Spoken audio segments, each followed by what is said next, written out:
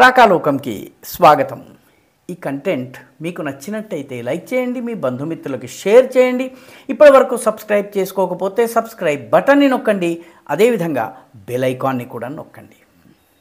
మిత్రులారా, ఒక 65 సంవత్సరాల వృద్ధుడు నెమ్మదిగా నడుస్తూ ఇంట్లోకి వెళ్తున్నాడు, వస్తున్నాడు. అతనితో పాటు ఇరుగు పొరుగున ఉన్నటువంటి మరొక వ్యక్తి కూడా అప్పుడప్పుడు మాట్లాడుతున్నాడు. ఈ వృద్ధుడు చీరలు అమ్ముకుంటూ బ్రతుకుతున్నాడు, చిన్న వ్యాపారం చేసుకుంటున్నాడు. ఆ వృద్ధుడి మిత్రుడు కూడా చిన్న వ్యాపారం చేసుకుంటూ బతుకీడుస్తున్నారు. రాయలసీమలోని రాయచోటిలో ఉన్నటువంటి కొత్తపల్లి అనేటటువంటి ప్రాంతంలో ఉన్నటువంటి ఈ వృద్ధులు వాళ్ళని చూస్తే ఏమాత్రం సందేహం రాదు. కానీ 2 నెలలుగా వాళ్ళ మీద కొందరు వ్యక్తులు దృష్టి పెట్టించారు. పళ్ళమ్ముకునే వ్యక్తి రూపంలో ఒకరు, పకోడీలు అమ్ముకునే వ్యక్తి రూపంలో ఒకరు, చిన్న చిన్న పూసలు దారాలు అమ్ముకునే వ్యక్తి రూపంలో ఒకరు ఆ కొత్తపల్లి ఏరియాలోని వివిధ ప్రాంతాల్లో మాటు వేసి ఈ ఇద్దరు వృద్ధులని నిఘా వేసి పరిశీలించి పరికించి వీళ్ళ కదలికల్ని గమనిస్తూ ఉన్నారు. హఠాత్తుగా 2-3 రోజుల క్రితము తమిళనాడు పోలీసులు దిగారు. ఈ చిన్న తోపుడు బళ్లలో సామాన్లు అమ్ముకుంటున్నట్టుగా ఉన్నటువంటి వ్యక్తులు హఠాత్తుగా వచ్చి ఆ ఇంటి తలుపు తట్టారు. రాయచోటి పోలీసులు కూడా వచ్చారు. ఆ ఇద్దరు వృద్ధుల్ని అరెస్ట్ చేశారు. చుట్టుపక్కల వాళ్ళందరికీ కూడాను ఆశ్చర్యం, వాళ్ళిద్దరి భార్యలకు కూడా ఆశ్చర్యం. ఎందుకంటే మా భర్తల్ని ఎందుకు అరెస్ట్ చేస్తున్నారు? ఏదో సామాన్యమైనటువంటి చీరల వ్యాపారం చేసుకునే వ్యక్తులు వీళ్ళని అరెస్ట్ చేయడానికి కారణం ఏంటని చెప్పి వాళ్ళు గోల పెట్టడం మొదలుపెట్టారు. చుట్టుపక్కల వాళ్ళందరూ వచ్చారు. అప్పుడు బయటపడ్డది వాళ్ళు గత 30 సంవత్సరాలుగా తప్పించుకు తిరుగుతున్నటువంటి కరడుగట్టిన ఉగ్రవాదులని. సామాన్యమైన వ్యక్తులు కాదు, ఏకంగా అప్పటి మాజీ ఉప ప్రధానమంత్రి, మాజీ హోంమంత్రి, మాజీ కేంద్ర హోంమంత్రి, భారతీయ జనతా పార్టీ మాజీ అధ్యక్షుడైనటువంటి లాల్ కృష్ణ అద్వానీని హత్య చేసేందుకు వాళ్ళు కుట్ర పన్నారు. అంతేకాదు తమిళనాడు, కేరళలో అనేక ఉగ్రవాద దాడుల్లో వాళ్ళ హస్తం ఉంది. 30 సంవత్సరాలుగా వాళ్ళు పోలీసుల కంటపడకుండా తప్పించుకుని తిరుగుతున్నారు. తమిళనాడు, కేరళ పోలీసులు వాళ్ళని ట్రాక్ చేస్తూ చిట్ట చివరికి రాయచోటిలో వాళ్ళు ఉన్నారన్నటువంటి విషయాన్ని తెలుసుకుని వాళ్ళేనని రూఢీ చేసుకోవడానికి దాదాపు వాళ్ళకి 2 నెలలు పట్టింది. ఎందుకంటే దాడి చేసే సమయానికి వాళ్ళది 30 ఏళ్ల వయసు. ఇప్పుడు వాళ్ళ 65 సంవత్సరాల వయసు అయింది. దాదాపు 60-65 సంవత్సరాల వయసు అయింది. ఒకతని పేరు అబూబకర్ సిద్దిఖీ. అతనితో పాటు మొహమ్మద్ అలీ అనేటటువంటి రెండో వ్యక్తి. అబూబకర్ సిద్దిఖీ నాగోర్కి చెందినటువంటి వాడు. నాగోర్ ఒక తీర ప్రాంతంలో ఉండేటటువంటి పట్టణము. నాగోర్ పట్టణంలో చాలా సుప్రసిద్ధమైనటువంటి నాగోర్ దర్గా ఉంది. ఆ నాగోర్కి చెందినవాడు సిద్దిఖీ అయితే అతనితో పాటు ఉన్నటువంటి ఈ మహమ్మద్ అలీ ఎవరైతే ఉన్నారో అతని పేరు మహమ్మద్ అలీ అలియాస్ యూనుస్ అలియాస్ మన్సూర్. 3-4 పేర్లతో చలామణి అయ్యేవాడు. అతను తమిళనాడులోని తిరునెల్వేలికి చెందినటువంటి వాడు. వాళ్ళు 1995 నుంచి సిద్దిఖీ కోసం తమిళనాడు పోలీసులు వెతుకుతున్నారు. మహమ్మద్ అలీ కోసం 1999 నుంచి వెతుకులాటను చేస్తున్నారు. ఎందుకంటే వాళ్ళు 1995లో హిందూ మున్నణి కార్యాలయం ఉంది, చింతాద్రిపేట అని తమిళనాడులో ఉంది. అక్కడ దాడి చేశారు. ఆ తర్వాత అదే సంవత్సరం వాళ్ళు హిందూ మున్నణి నాయకులు, తమిళనాడులోని హిందూ నాయకులకు పార్సెల్ బాంబ్స్ పంపించారు.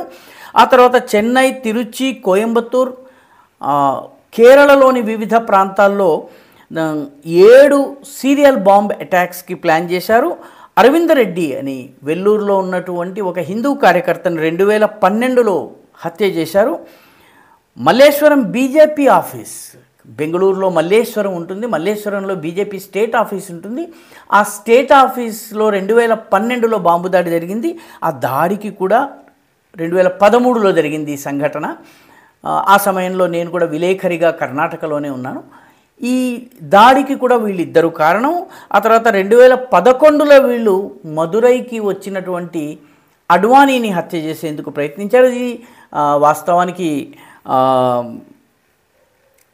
కోయంబత్తూరు దాడి కన్నా ముందు జరిగినటువంటి ప్రయత్నం అన్నమాట.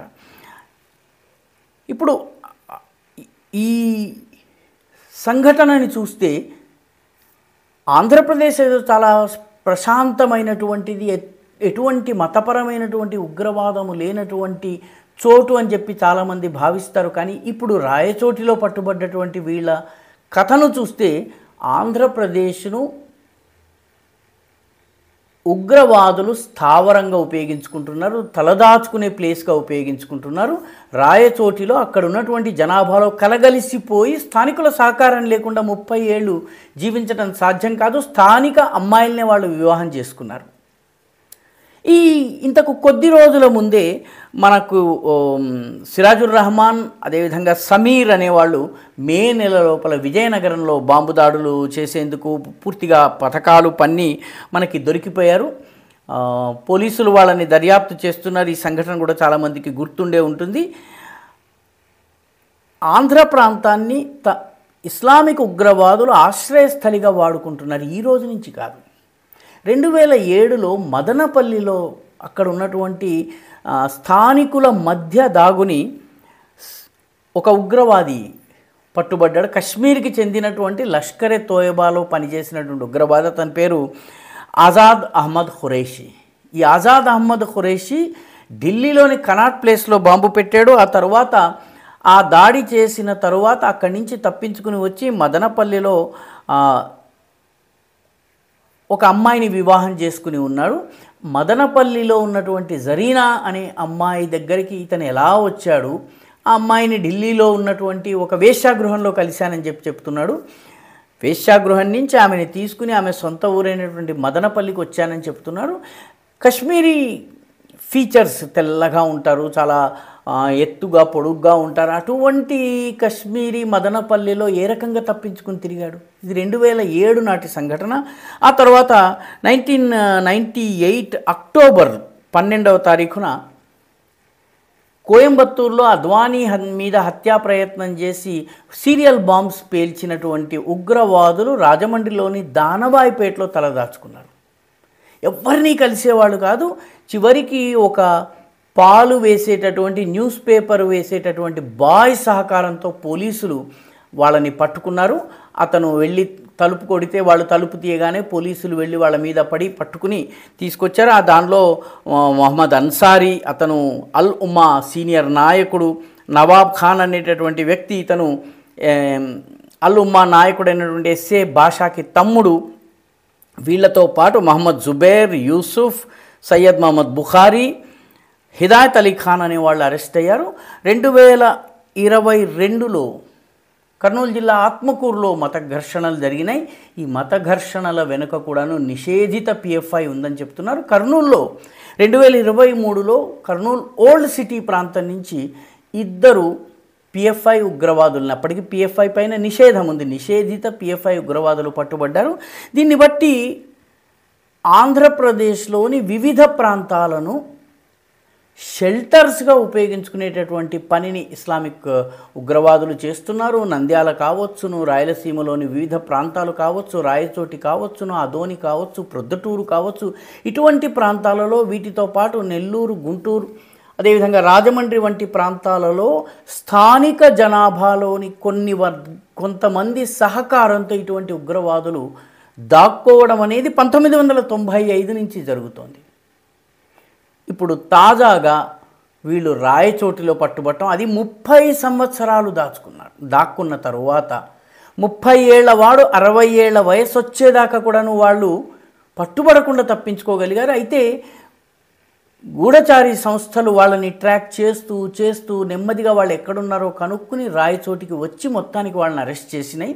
ఈ రకంగా ఇదొక విజయంగా భావించవచ్చును. అంటే నేరం చేసిన వ్యక్తి ఎప్పటికీ తప్పించుకోలేడు, ఎప్పటికైనా పట్టుబడతాడన్నది రుజువు అవుతుంది. కానీ 30 సంవత్సరాల పాటు ఆంధ్రప్రదేశ్ వంటి పీస్ఫుల్ స్టేట్, శాంతియుతమైనటువంటి స్టేట్, ఏదో హైదరాబాద్ పాత బస్తీలో మత ఘర్షణలు జరుగుతాయి, లేకపోతే భైంసాలో మత ఘర్షణలు జరుగుతాయి, ఆంధ్రప్రదేశ్ చాలా పీస్ఫుల్ అని చెప్తారు. ఆ ఆంధ్రప్రదేశ్లో వీళ్ళు ఆశ్రయాన్ని పొంది ఉన్నారు.